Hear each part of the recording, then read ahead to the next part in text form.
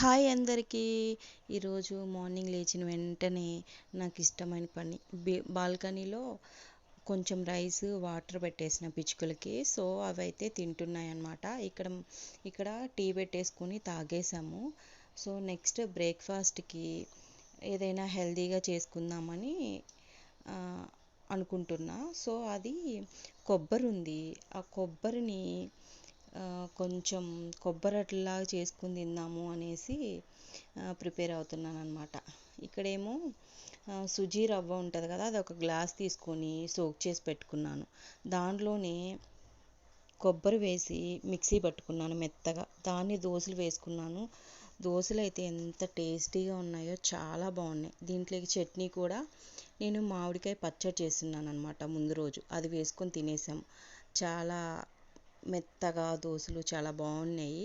ఇది కొబ్బరి పాలు కాబట్టి హెల్తీగా కూడా ఉంటుంది.